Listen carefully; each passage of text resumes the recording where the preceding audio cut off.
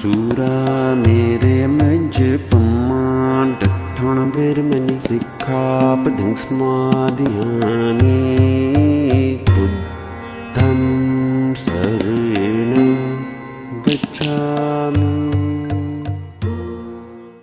समन संघ का सार यानी कंसेप्ट, यानी कि समन संघ क्या है, कैसे काम करता है, क्या इसका तरीका है, क्या इसकी कार्य प्रणाली है, वो सब कुछ मिला के उसका कंसेप्ट बोला जाता है। यहाँ लगभग सारे के सारे जितने भी समन संघी हैं वो अच्छी प्रकार समझ गए हैं कि समन संघ का सार क्या है। हम यहाँ रोज़ अभ्यास करते हैं, रोज़ प्रैक्टिस करते हैं, रोज़ यहाँ लेसन सीखते हैं और फील्ड में जाके उसको फिर दोबारा से अभ्यास करते हैं। सामने वाला ऐसा व्यक्ति जो कभी समन शब्द के बारे में कुछ ना सुना हो ना देखा हो, उससे हम बातचीत करते हैं, नए नए प्रश्न आते हैं, उनके जवाब देते हैं। समन संघ का सार अब इतना बड़ा हो गया है कि कोई भी समन संघी घंटों इस पे बात कर सकता है, पूरे पूरे दिन इस पे बात कर सकता है और सारे सवालों का जवाब दे सकता है। पर किसी को आधा घंटे में समझाना हो, किसी को 35 मिनट में समझाना हो, किसी को 40 मिनट में समझाना हो तो कैसे समझाए, क्योंकि इतना अधिक जानकारी है 30, 40, 50 मिनट में समेटने में नहीं आती। सवाल बहुत आते हैं, उनके जवाब होते हैं, सवाल जवाब में कई घंटे निकल जाते हैं। सामने वाला समझ जाता है कि समन संघ में दम है, इसके आइडिया में दम है, ये पुरानी पद्धति है, पुराना समन संघ है, पुरातन है, प्राचीन है। कई बार मानता है, कई बार उसकी मजबूरी होती है, नहीं मानता। जानता है, समझता है, पर नहीं मानता, मजबूरी बस कहीं और फंसा हुआ होता है। तो समन संघ में जब हम सामने वाले को जाते हैं बताने के लिए, तो सबसे पहली बात उसको ये बतानी चाहिए समन शब्द क्या है, उसके लेसन है। समन संघ क्या है, उसके लेसन है। और उसको ये बताना चाहिए, या वो ये प्रश्न करेगा कि समन संघ क्यों है, क्यों ये काम करता है, क्यों लोग इकट्ठे होते जा रहे हैं और इकट्ठे होने की क्या आवश्यकता आ गई है। यानी कि समन संघ में जो लोग काम कर रहे हैं उनकी समन संघ में काम करने की आवश्यकता क्या है, उनकी ज़रूरत क्या है, वहाँ पर वो जो कर रहे हैं काम को, उनकी नीड क्या है।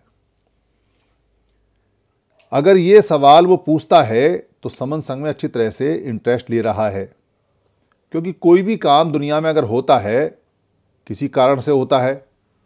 समन संघ में भी अगर लोग इकट्ठे हो रहे हैं तो कोई वाजिब कारण है, और वो जो कारण है, वो जो सामने एक विकराल समस्या है, वो कारण है। तो समस्या पे बात करनी चाहिए सबसे पहले, क्योंकि जब तक आप समस्या पे बात नहीं करेंगे वो समाधान में इंटरेस्ट नहीं दिखाएगा। तो समस्या खुद उसके मुंह से निकलवाएं तो बेहतर है, हम बताएं तो इतनी ज़्यादा अच्छी नहीं है। उसको पूछना चाहिए क्या संविधान में लिखित सारे अधिकार उसको मिलते हैं, क्या वो अपनी बात को खुल के कह सकता है, क्या सारे काम के उसको अधिकार हैं, या जितने काम वो करता है उनमें सब में इज्जत है, क्या उसको उसके काम का बराबर पैसा मिलता है, क्या उसकी बात सरकार के विभागों में सुनी जाती है, क्या सरकार की सारी सुविधाएं उस तक पहुंचती हैं, क्या उसका जीवन स्तर बाकी देश के लोगों के जीवन स्तर के बराबर आया है, क्या उसके बच्चों को इतनी शिक्षा मिल रही है जितनी उसने हासिल की है, क्या उसको इतनी सुख सुविधा आर्थिक मिल रही है जितनी उसको मिली हैं, क्या उसको स्कॉलरशिप, वजीफे, पढ़ाई में छूट, हेल्थ में छूट, नौकरी में छूट, ये सब मिल रहे हैं जितने उसको मिले हैं उसके बच्चों को मिल रहे हैं या नहीं, क्या उसके बच्चों को रोजगार की गारंटी है, क्या देश में उसको बराबर में सारे संसाधन मिलने की गारंटी या मिल रहे हैं। ये सवाल उससे पूछने चाहिए। ये सवाल अगर आप उससे पूछोगे, वो सारे सवालों के जवाब में गर्दन को ना करके हिलाएगा। ना, कोई जानबूझ के हाँ करना चाहे तो कर सकता है, क्योंकि आपसे कोई चलन हो सकती है, समण संघ से कोई बैर हो सकता है। मुझे ऐसे लोग मिलते हैं जो बात सुनने को तैयार नहीं होते, वो कहते जी हमारा यकीन नहीं है, क्योंकि उनकी समस्या कई बार सामने वाला व्यक्ति होता है, कई बार उनका ईगो, कई बार अहम, कई बार संगठन, कई बार बहुत सारी बात होती हैं, नहीं बताता आदमी। पर अधिकतर लोग कहेंगे जी ये हमको नहीं प्राप्त हो रहा है, ये हमको नहीं मिल रहा। यानी इस देश के अंदर जो समन लोग हैं उनकी बराबरी का जो संसाधन है, जो बमन लोग हैं उनके बराबर नहीं है। कोई व्यक्ति अलग अलग काम कर सकता है, पर काम का पैसा बराबर मिलना चाहिए, जिससे कि दोनों के बच्चे समान स्कूल में, एक ही स्कूल में शिक्षा ले सकें, दोनों के बच्चे एक होटल में खाना खा सकें, दोनों के बच्चे एक ही जहाज़ में जा सकें, दोनों के बच्चे एक जैसी कार खरीद सकें। काम अलग अलग हो सकते हैं, पर काम का मिलने वाला पैसा अलग अलग नहीं हो सकता। यहाँ काम अलग अलग हैं, और अलग अलग इस बिना पे हैं क्योंकि एक को मिलता है 1 लाख रुपया और एक को मिलता है 5,000 रुपया। तो 5,000 रुपये वाला किसी भी हालत में 1 लाख रुपये मिलने वाले व्यक्ति के बराबर अपने बच्चों की शिक्षा, खाना पीना, रहना, उनकी एजुकेशन, उनकी बातचीत, उनके कपड़े, उनका घूमना फिरने का जो स्तर है, लेवल है, वो प्राप्त नहीं कर सकता। ये समस्या है। ये समस्या है कि आदमी को आदमी, मनुष्य को मनुष्य, मानव को मानव समझने में डिस्क्रिमिनेशन है, समझा नहीं जा रहा है। कागजों में है, किताबों में है, पर प्रैक्टिकल आधार पे अभ्यास में नहीं है। चाहे वो बहुत बड़ा कोई सरकारी विभाग में अफसर है, चाहे कोई बहुत बड़ा कोई मंत्री है, चाहे कोई मिनिस्टर है, चाहे एक्स मिनिस्टर है, चाहे एमएलए है, चाहे एमपी है, ऊपर के लेवल से बता रहा हूँ आपको, चाहे कोई बहुत पैसे वाला है, चाहे कोई बहुत पढ़ा लिखा है, किसी के पास बहुत डिग्री हैं, चाहे कोई शरीर में बहुत तगड़ा है, चाहे कोई बड़ी बड़ी मूछें रखता है, चाहे किसी का रंग गोरा है या काला है, पर भेदभाव और डिस्क्रिमिनेशन चारों तरफ अभ्यास में आता है। समण और बमण के बीच में ये भेद एक एक व्यक्ति को साफ दिखाई देता है। ये समस्या है।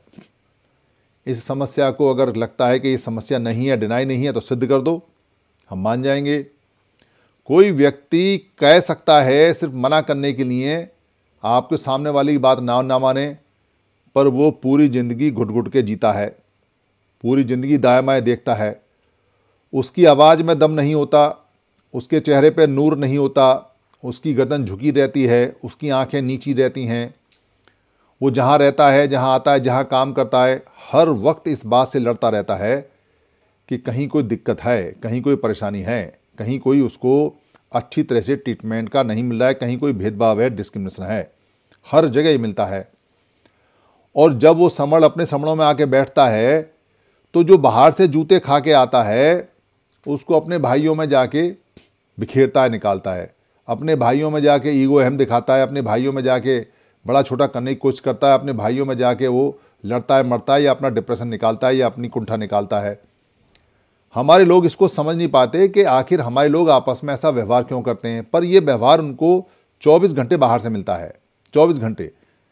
जैसे कोई व्यक्ति अगर कहीं नौकरी करता है और उसका बॉस उसको डांट दे, तो वो घर पे आके अपनी पत्नी के ऊपर घुर्राता है और खामेखा 2 बच्चों में चांटे लगा देता है।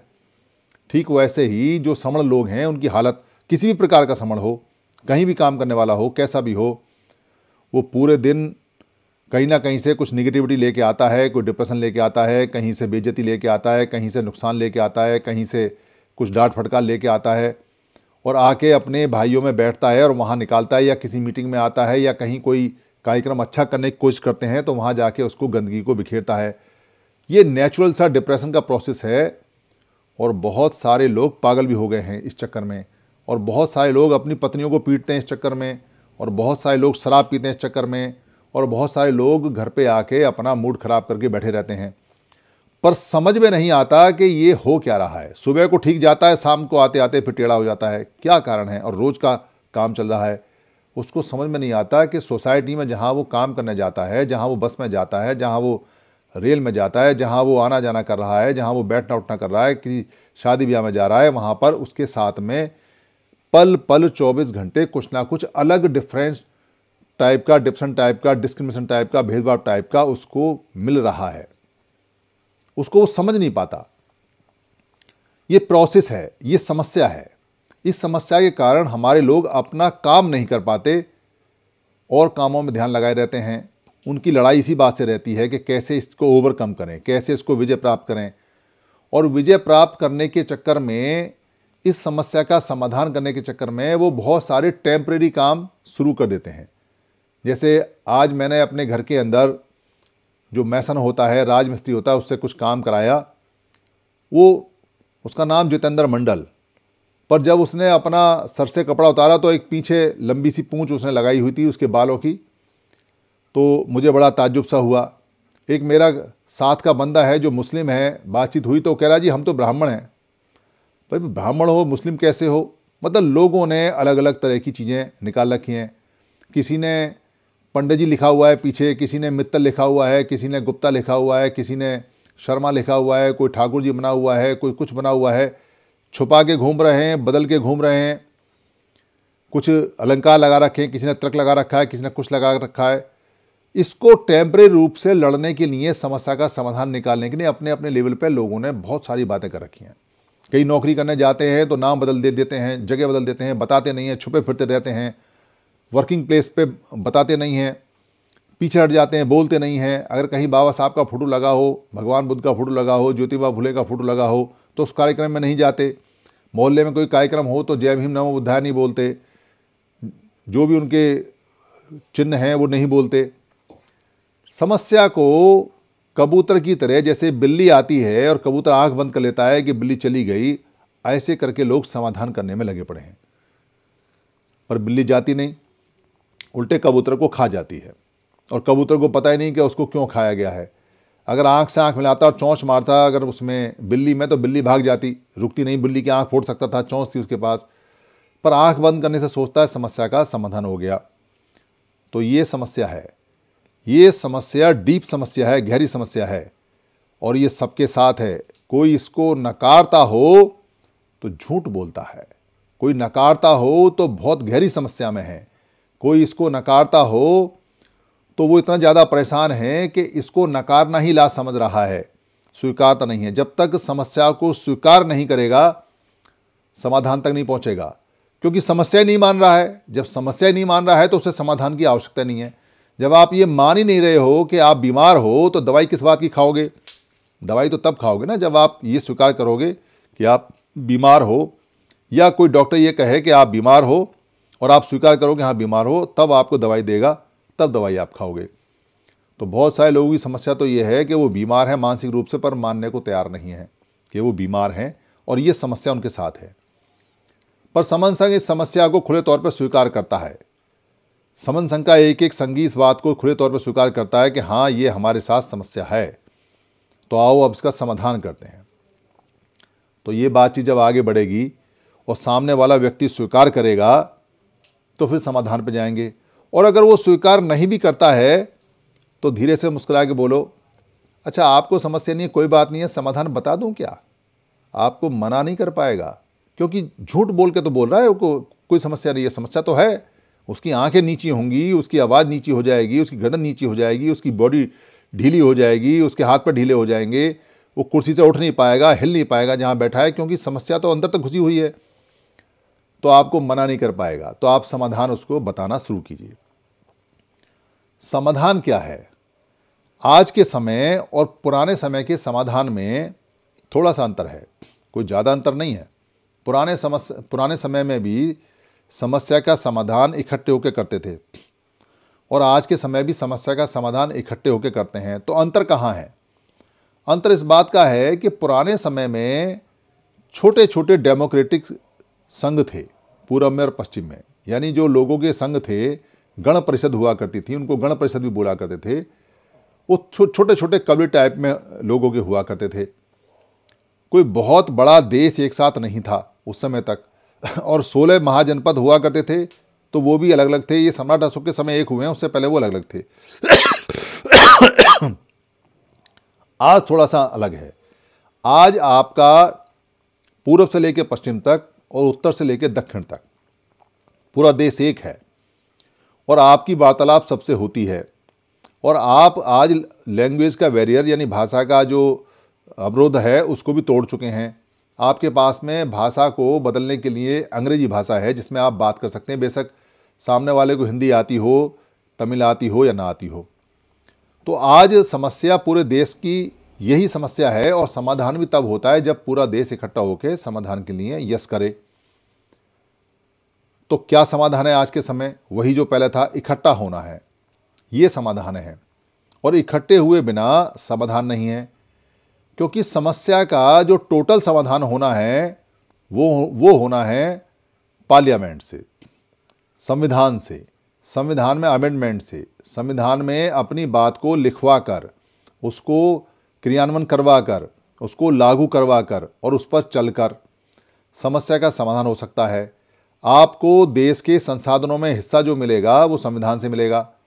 आपको जो नौकरी मिलेंगी, जो रोजगार मिलेगा, जो रोजगार के लिए लोन मिलेगा, या जो फ्री एजुकेशन मिलेगी, या जो बेरोजगार भत्ता मिलेगा, या काम मिलेगा, या कुछ भी मिलेगा जो देश के रिसोर्सेस में, वो संविधान में लिखने के बाद मिलेगा, उससे पहले मिलेगा नहीं।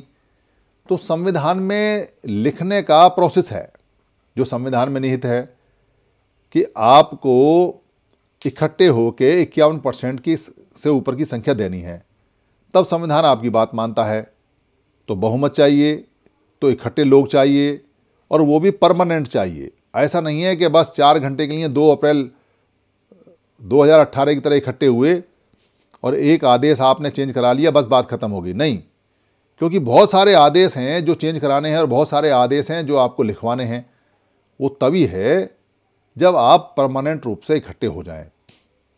तो परमानेंट रूप से इकट्ठा होना, एमपी एमएलए बनना नहीं, परमानेंट रूप से इकट्ठे होना, संविधान में अपने फेवर में, अपने मतलब की बात, अपने पक्ष में, अपने लाभ की बात को लिखवाने का एक तरीका है जो आज के समय है, पहले नहीं था। ये अंतर है पहले में और आज में। तो उस तरीके को लिखवाने के लिए इकट्ठा होना एक काम है। ये है समाधान।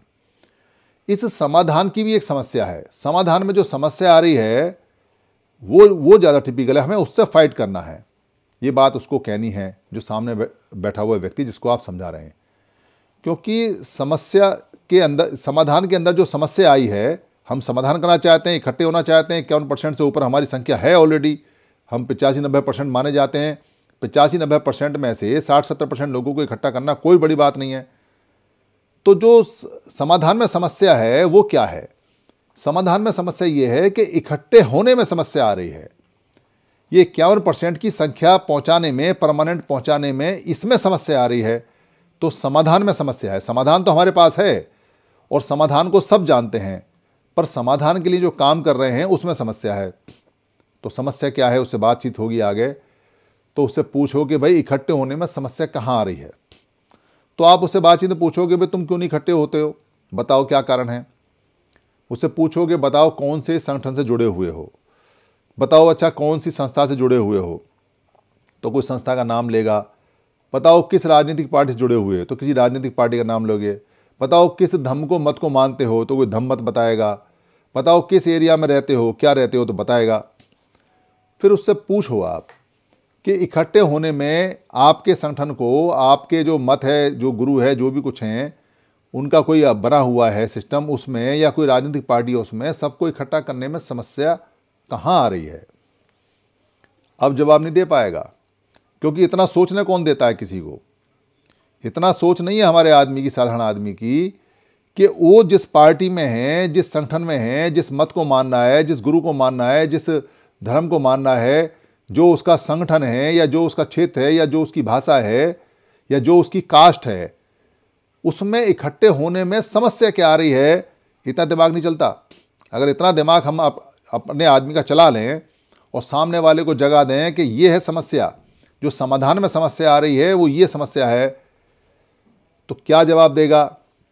किसी राजनीतिक पार्टी का होगा तो कहेगा जी हमारी राजनीतिक पार्टी में लोग नहीं आ रहे हैं, सारे लोग नहीं आ रहे हैं, ये कहेगा। सारे लोग नहीं आ रहे हैं, या जिस मत को, जिस धर्म को, या जिस गुरु को मैं मानता हूं उसमें सारे लोग नहीं आ रहे हैं, ये कहेगा।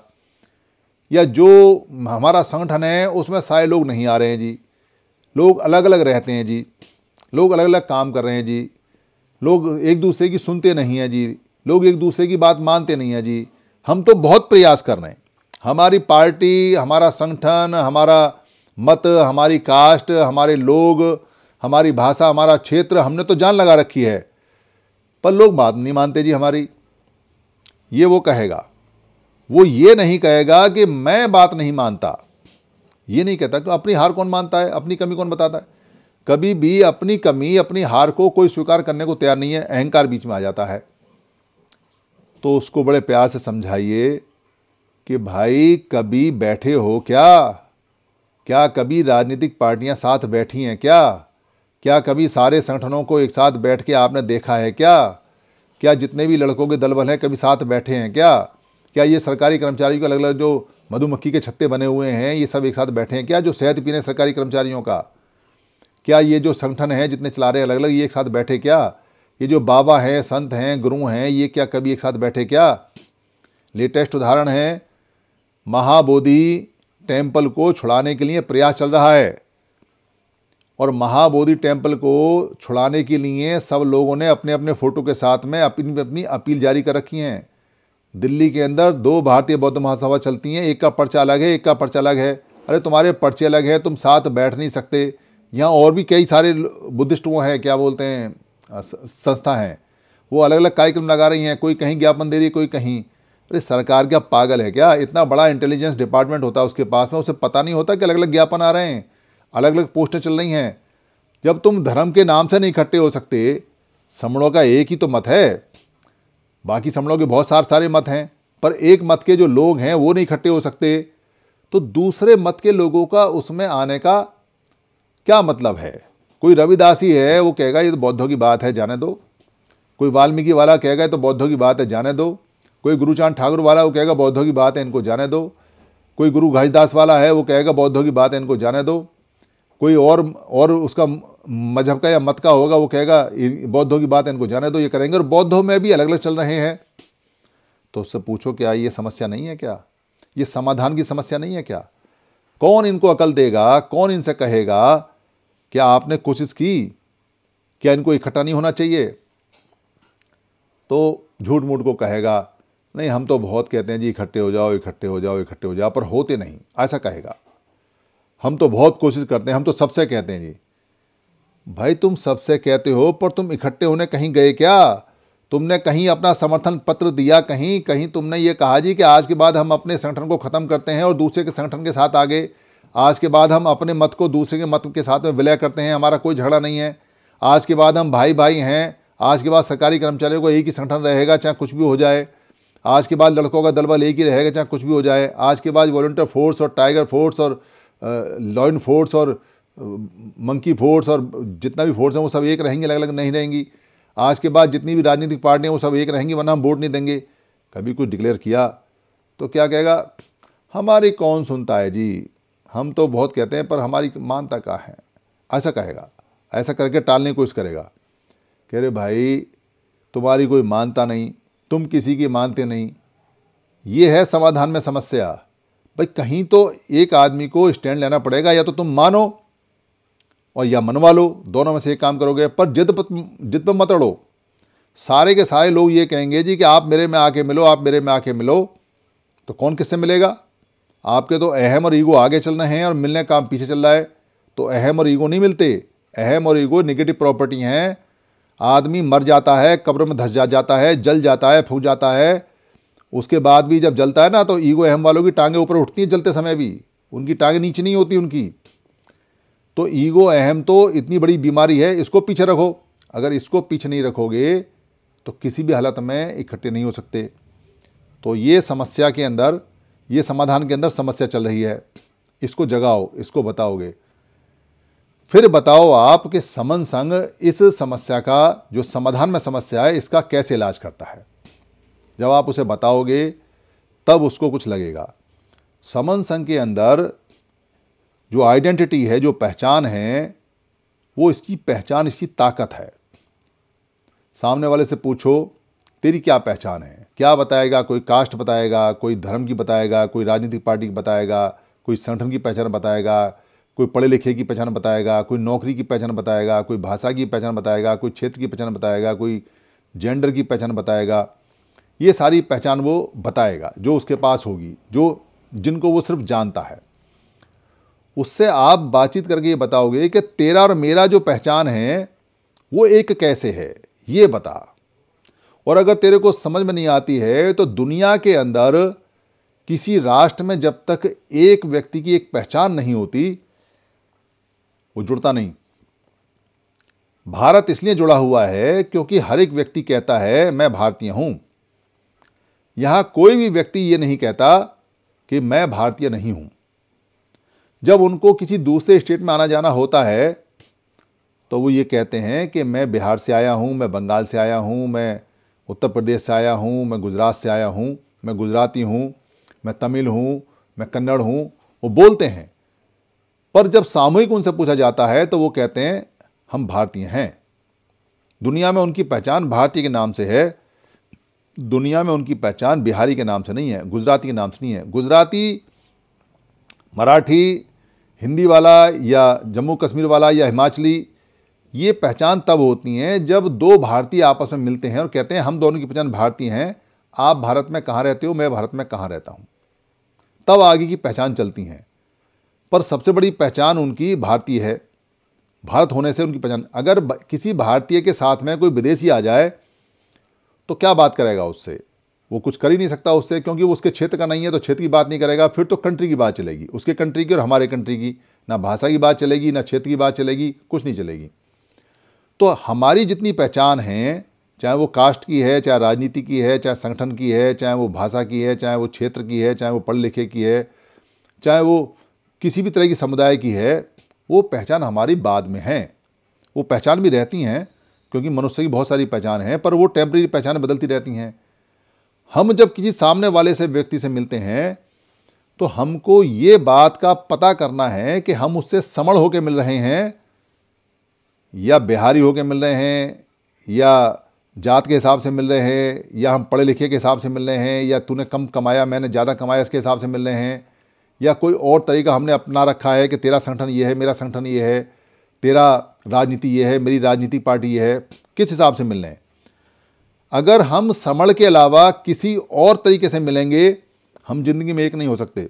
जिंदगी में एक नहीं हो सकते। हमारे डिफरेंस पहले आ जाते हैं। वो कहेगा मैं फलानी राजनीतिक पार्टी का हूं और आप कहोगे मैं फलानी राजनीतिक पार्टी का हूं, बात खत्म हो गई। अपनी अपनी पार्टी लेके अपने अपने घर जाओ, क्योंकि आपके कहने से आपकी पार्टियां एक नहीं होने वाली हैं जब तक आप स्ट्रांगली उनको डिनाई नहीं करोगे, मना नहीं करोगे कि जब तक एक नहीं होंगे जब तक हम आपके साथ नहीं हैं। आपको कोई और कास्ट वाला मिला, उसने कहा मेरा ये कास्ट है, आपने कहा मेरा कास्ट है, जिंदगी भर का झगड़ा रहेगा। कास्टों के झगड़े ऐसे हैं कि एक बार कास्ट का नाम आपने लिया नहीं, झगड़ा शुरू, अपने आप ऑटोमेटिक आपका मन खराब हो जाएगा। आपने कोई मत बताया, कोई मजहब बताया, कोई रिलीजन बताया सामने वाले को और आपका डिफरेंट है, आपका दूसरा है, आपका ज़िंदगी में मेल मिलाप हो ही नहीं सकता। जहाँ कुछ हो जाए, दुनिया इधर से उधर हो जाए, वो कहेंगे ये मेरे मत का नहीं है, मेरे गुरु को नहीं मानता, मेरे मजहब को नहीं मानता, मेरे धर्म को नहीं मानता, इनका अलग है, मेरा अलग है। ये जितनी भी पहचानें हैं ये मनुष्य को तोड़ने के लिए हैं, तोड़ने के लिए हैं। इनसे मनुष्य टूटता ही टूटता है। और मनुष्य क्या टूटता है? समण टूटते हैं। वमणों में ये पहचान नहीं है, वमणों में कास्ट सिस्टम नहीं है। वमणों की राजनीतिक पार्टी, उनकी सारी पार्टी राजनीति में घुस जाते हैं और वो सब एक होते हैं, कोई सी पार्टी छोड़ के कहीं भी चले जाते हैं। वो वमणों का व्यापार सब्जी के एक साथ चलता है, वो किसी और समण को व्यापार में नहीं आने देते। समण अगर उनके साथ में व्यापार में पार्टनरशिप कर भी ले तो उसका पैसा खा जाते हैं या उसको घाटा दे देते हैं, पर वो व्यापार नहीं करने देते उसको। उनका जो नेक्सस चलता है पूरा पूरा वो वमण के नाम से चलता है। तो उनसे सीखो भाई कि उनकी आइडेंटिटी वमण के नाम से चलती है और वमण के नाम से वो इकट्ठे रहते हैं, बाकी सारी आइडेंटिटी उनकी है ही नहीं। और हमने फालतू की आइडेंटिटी अपने गले में बांध रखी है और हम उन पर लड़े जा रहे हैं और मरे जा रहे हैं। ये बात उसको समझाओ, ये बात उसको बताओ कि जब तक तू और मैं दोनों हम समण रहेंगे तब तक भाई भाई हैं। और तूने ये कह दिया कि मैं तो मेरठ का हूँ और दूसरे वाले ने कह दिया कि मैं अलीगढ़ का हूँ, तो एक मेरठिया हो जाएगा, एक अलीगढ़िया हो जाएगा। ज़िंदगी में आप कभी किसी भी हालत में समण नहीं हो सकते, फिर आपका झगड़ा बरकरार रहेगा। इसलिए अगर समस्या का परमानेंट समाधान चाहिए तो वो समाधान है कि तू भी समण है और मैं भी समण हूँ, इस पर स्टिक रहना है। इसके आगे पूछना नहीं है, और पूछना है तो मानना नहीं है। अगर जानते भी हो तो उसका जिक्र नहीं करना है। आप जिक्र करोगे आपके डिफरेंस पैदा हो जाएंगे।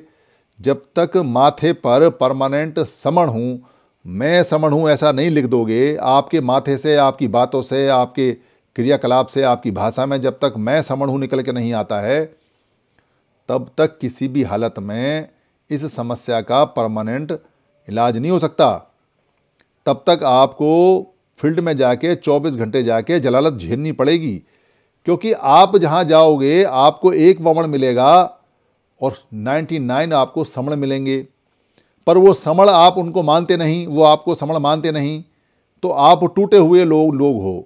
जब टूटे हुए लोग हैं तो जब आपकी बेइज्जती होती है तो कोई बोलेगा नहीं, जब आपके साथ डिस्क्रिमिनेशन होगा तो कोई देखेगा नहीं, पर जब आप सारे समण हो जाओगे तो ना आपकी बेइज्जती होगी, ना आपको कहीं डिस्क्रिमिनेशन होगा, ना कोई भेदभाव होगा, होगा ही नहीं, ये गायब हो जाएगा।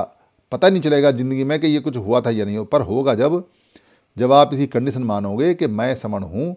ये आपके माथे से निकलना चाहिए, आपके मुंह से निकलना चाहिए, आपकी आंखों में होना चाहिए, आपके दिल में होना चाहिए, आपके कागजों में होना चाहिए, आपके घर में होना चाहिए, आपकी मोटरसाइकिल पर लिखा होना चाहिए, आपके स्कूटर पर लिखा होना चाहिए, आपके हाथ में बिल्ला हो उसमें लिखा होना चाहिए, आपके घर में कैलेंडर है उस पर लिखा होना चाहिए, आपके हाथ में डायरी उस पर लिखा होना चाहिए, आपकी टी शर्ट पर लिखा होना चाहिए, आपकी अंगूठी में लिखा होना चाहिए, आपके लॉकेट में लिखा होना चाहिए, आपके कान में जो झुमके हैं उस पर लिखा होना चाहिए मैं समण हूँ।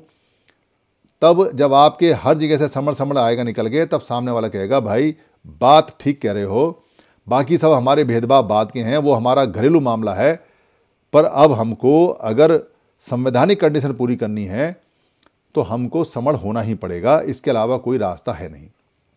ये रास्ता है। इस रास्ते में रुकावट कहाँ आएगी, दिक्कत कहाँ आएगी? रुकावट और दिक्कत आएगी अपने ही समण लोगों से, और आ रही है, आएगी नहीं, आ रही है। जो लोग अपने अपने राजनीतिक दफ्तर खोल के बैठे हैं, जिन्होंने अपनी अपनी जाति की दुकानें खोली हुई हैं, जिन्होंने अपने अपने संगठनों की कंपनियां खोली हुई हैं, जिन्होंने अपने अपने धार्मिक मतों के आश्रम मठ बना रखे हैं और उनको चला रहे हैं, उनमें पैसा आता है, उनमें दान आता है, जिन लड़कों ने अपने कुछ ना कुछ कोई ना कुछ संगठन बना रखे हैं जिसमें वो 14 अप्रैल का चंदा लेते हैं या बुद्ध का लेते हैं या रविदास जी का लेते हैं, ऐसे जितने लोग हैं जो इकट्ठे करने का काम कर रहे हैं और इकट्ठे करने के नाम पे और टूट रहे हैं, वो नहीं मानेंगे, ये गारंटी है, वो नहीं मानेंगे। कोई इक्का दुक्का मान ले तो ये अपवाद है, एक्सेप्शनल केस है, पर अधिकतर लोग नहीं मानेंगे। वो जानते हैं कि समन संघ जो काम कर रहा है वो दुनिया का सबसे बेहतरीन काम कर रहा है, पुराना काम है, पर वो नहीं करेंगे। उसके सबसे बड़ा रीज़न ये है कि भारत के अंदर रोजगार की कमी है, और रोजगार की कमी के कारण कुछ लोगों ने इसी काम को रोजगार बना लिया। और बना क्या लिया, ये दरअसल पीढ़ी दर पीढ़ी चल रहा है, ये बन गया है। ये बन ऐसे गया है, हमारे लोग बहुत सीधे सच्चे और इमोशनल होते हैं। बाबा साहब का नाम लेके कहीं खड़े हो जाओ और एक पोस्टर लेके आ जाओ और एक पोस्टर लेके कहो और जय भीम बोलो, आपको 100, 200, 500 रुपये चंदा वैसे दे जाएंगे लोग। भगवान बुद्ध के नाम पे आप कहो कि हमें भगवान बुद्ध के बोधि विहार को मुक्त करना है, हमें उनके विहारों को छुड़ाना है, आपको 15-20 हज़ार रुपये वैसे दे देंगे लोग, ले जाओ। एक एक घर से आ जाएगा इतना इतना पैसा। आपको कहीं अगर लगता है कि गुरु रविदास जी के बारे में कोई बात करनी है और आप पैसे इकट्ठा करना है तो आप खड़े हो जाओ, आपको दे जाएंगे लोग पैसे। लोग दे जाते हैं ये सोच के कि ये काम कर रहे हैं, ठीक कर रहे हैं, पर काम करने वाले लोगों ने इसको बिजनेस बना लिया है, उनका व्यापार है। ऐसे बहुत से लोगों को जानता हूं मैं जिनके पास में कोई रोजगार नहीं है, और रोजगार क्योंकि रोजगार हमारे जा चुके हैं, छिन चुके हैं और नौकरियां हैं नहीं, तो करें क्या? तो जो ज़्यादा पढ़ गए, ज़्यादा लिख गए, या जिनको ये पता चल गया कि जन जागृति का काम है, वो शुरू में तो ठीक ठाक लगे, पर जैसे ही चंदा आया वैसे ही उनका धंधा शुरू हो गया। उन्होंने कहा ये काम बहुत अच्छा है, इसमें कोई दिक्कत नहीं है, इसमें मुंह से बोलो, सामने वाले खूब इमोशनल करो, खूब उसको बाबा साहब का नाम लो, खूब बुद्ध का लो, और 3 बार बोलो कि बाबा साहब ने अपने 4 बच्चे देखो कुर्बान कर दिए और तुमसे जो 1000 रुपये नहीं निकलते, और भगवान बुद्ध ने अपना घर छोड़ दिया, तुमसे 5000 रुपये नहीं निकलते, और ज्योतिबा फूले को वहाँ लात मारी और बारात में उनको हटा दिया गया और तुमसे 500 भी नहीं निकलते। ऐसे ऐसे डायलॉग बोलो, पैसा आएगा, पैसा आता है। मैं इसलिए बोल रहा हूँ कि यहाँ दिल्ली के अंदर एक लड़का है, अब तो आदमी है, उसकी टांग पांग भी टूट टाट गई, उसने शादी भी दूसरी की है, वैसे बुद्ध धर्म का काम करता है। वो यहाँ साल में एक बुद्ध धर्म का फिल्मी गानों का एक कार्यक्रम लगाता है बुद्ध धर्म के नाम से, और पत्रकारिता का काम भी करता है। यहाँ तो उसकी चलती नहीं, तो आजकल बाहर वो पैसा ट्राई करता है। उसने अपनी बीवी छोड़ के और एक मॉडर्न लड़की से शादी भी कर ली, और फिर भी उसके बाद वो पूरा बुद्धिस्ट बना हुआ है। वो लड़का यहाँ पर 1 साल में कार्यक्रम करता है बुद्ध पूर्णिमा पे, उसकी तैयारी करता है फरवरी के महीने से, बढ़िया सा पोस्टर निकालता है, बैनर निकालता है, लाइव संगीत करके, और फिर लोगों से चंदा इकट्ठा करता है। और उसको बाकायदा डायरी उसके पास में, बाकायदा उसको ये पता रहता है कौन कौन सी आसामी पैसा देती हैं, और उसकी टीम काम पे लग जाती है। 4-5 लड़के हैं, 2-3 लड़कियां हैं, और वो जगह जगह जाके किसी 2,000 किसी 3,000 अच्छा खासा 10-15 लाख रुपए का टारगेट अपना पूरा कर लेते हैं। पूरी साल के लिए उनका बहुत रहता है। और वो जो टारगेट पैदा करते हैं तो वो इतने ट्रेंड हैं कि जब वो आते हैं तो वो ऐसी ऐसी कहानियाँ सुनाते हैं, हमारे बड़े बूढ़ों को खाना नसीब नहीं था और हमारे बड़े बूढ़े ऐसे आसपास की तरफ मुँह करके देखा करते थे, फिर उनको दिखाई देता था कि देखो वहाँ चील उड़ रही है बहुत सारी, और जब चील उड़ती हैं तो सारे बड़े बूढ़े भागते थे उस चीलों की तरफ। तो चीलों में और बड़े बूढ़ों में झगड़ा रहता था, क्योंकि वहाँ पे मरा हुआ जानवर आया है और मरा हुआ जानवर किसी ने फेंका है, तो चील हमसे पहले ना खा जाएं, इसलिए सारे बड़े बूढ़े भगते थे और उस मरे हुए जानवर को काट के वहाँ से मांस लेके आते थे और उसे खाते थे। हमारी ऐसी स्थिति है और बाबा साहब ने हमें कहाँ से कहाँ पहुँचाया, और तुमसे इस छोटे से कार्यक्रम के लिए 5,000 रुपये नहीं निकलते। ऐसे इमोशनल करता था वो। उसने मुझे बताया जी मैं ऐसे पैसे निकालता हूँ, बताया उसने, क्योंकि मैं कोई भी बात बिना एक्सपीरियंस के नहीं बोलता। और लोग पैसे देते हैं, उसका बढ़िया काम चल रहा है, और साल में 2-3 कार्यक्रम लगाता है और मस्त रहता है। यही रोजगार है उसका। खैर हम इसलिए आलोचना नहीं करते हैं क्योंकि यहाँ रोजगार ही नहीं है, तो लोगों ने बना लिया। लोग खूब रोजगार करें, हमें कोई एतराज़ नहीं है, पर भाई इस रोजगार में तुम हमारे बच्चों का और खुद अपने बच्चों का भी बेड़ा गर्क क्यों कर रहे हो? ये टेम्परेरी रोजगार से परमानेंट रोजगार नहीं मिलते। आप ये चंदा के नाम पे भीख मांग मांग के अपना घर चला सकते हो, कितने लोगों का चलेगा? 10,000 में एक आदमी का चलेगा, इतना ही रेशो आएगा। ये बाकी 9,999 जो लोग हैं तो भूखे मर जाएंगे। अगर आप झूठा काम करोगे, झूठा इनको बहकाओगे, तो इनका मिशन मूवमेंट से नाता खत्म हो जाएगा, रिश्ता खत्म हो जाएगा। ये फिर दूसरे सही काम करने वालों को देखेंगे नहीं, जानेंगे नहीं। इस समस्या की वजह से बहुत सारे लोग हमारे पीछे हट गए, पर चंदा लेने वाले आगे बढ़ गए।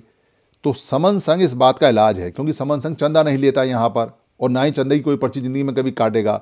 इसलिए लोगों का यकीन दोबारा से बढ़ता जा रहा है और होता जा रहा है।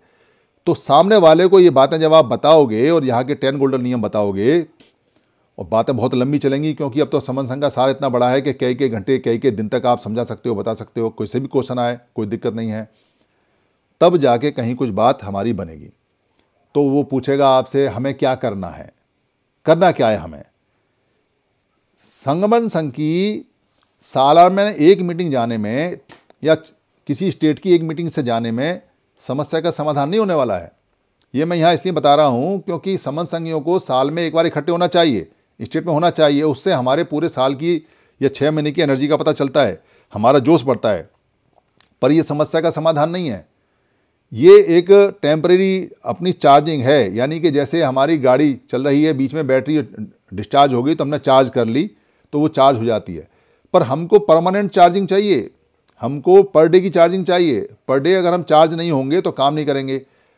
तो पर डे चार्ज होने में कुछ लोग पर डे चार्ज हो रहे हैं, पर डे काम कर रहे हैं, यानी रोजाना काम कर रहे हैं। पर कुछ लोग रोजाना नहीं कर पाते, अधिकतर लोग। तो उनके लिए सन्निपात बाहुल है।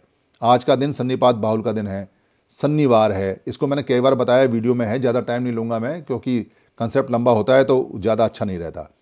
तो वीडियो में देख लें। तो सन्निपात बाहुल हमारी वो रीढ़ की हड्डी है जो हमें दोबारा से खड़ा करेगी और दोबारा से हमारे सारे अधिकार दिलाएगी। लगभग 50-60 सन्निपात बाहुल स्टार्ट हो गए पूरे देश के अंदर। अभी मेरे बाद में यहाँ पे, क्योंकि उसके इंचार्ज परिहार सर हैं, वो बताएंगे आपको सन्निपात बाहुल के बारे में, और आपसे पूछ भी लेंगे जो जो ये स्टार्ट करना चाहते हैं। वो सन्निपात बाहुल में हम इकट्ठे होते हैं।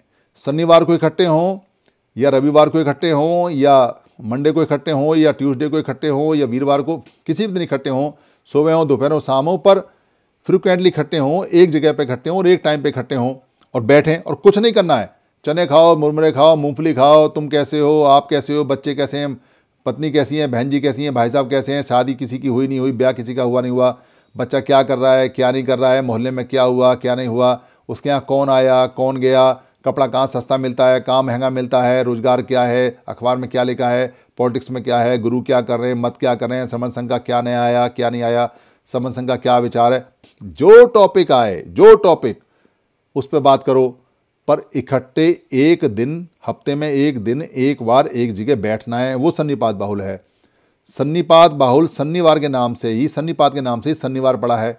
हमारा पुराना प्रोसेस है और छोटी सी कहानी है इसके बारे में, क्योंकि पुराने समय में जो बुद्ध से पहले की बात है, हम लोग जब इकट्ठा हुआ करते थे तो उस चर्या को सन्निपात चर्या बोला करते थे।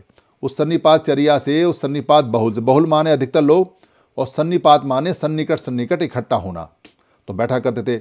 उसी से शनिचर बना, उसी से शनिचर्या बनी और उसी से बाद में शनिचर बना। बाद में सह को सह कर दिया और वो जो शनिचर है वो बाद में मनुष्य कर दिया, क्योंकि हम इकट्ठे होते थे इसलिए मनुष्य था। औरों के लिए, बमड़ों के लिए इसलिए मनुष्य था क्योंकि हम इकट्ठे होते थे। भला कोई दिन मनुष्य होता है क्या?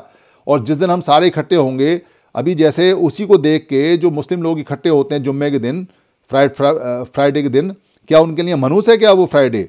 या संडे के दिन जो क्रिश्चियन इकट्ठे होते हैं, क्या उनके लिए मनुष्य है क्या? क्या जो सरदार इकट्ठे होते हैं उसमें संडे के दिन, क्या उनके लिए मनुष्य है? तो उनके लिए मनुष्य है जो इकट्ठे नहीं होते, जिनको डर लगता है, जो चोरी करते हैं। हमारे लिए तो बहुत अच्छा है। इसलिए सन्निपात बाहुल इसका नाम है। सन्निचर्या सन्निपात बाहुल हम यहाँ करते हैं और ये बहुत अच्छा प्रोसेस है। यही बताना है कि आप ये समन ग्रंथ पढ़ो, पोर्टल पे आओ, चर्चा करो, सवाल पूछो, जवाब पूछो, तर्क करो, वितर्क करो और चाहो तो कुतर्क भी करो और सन्निपात बाहुल करो और इकट्ठे हो और अपने दिमाग को खोलो। ओपन योर माइंड, अपने माइंड को खोलो, जंग जाति लेके आओ।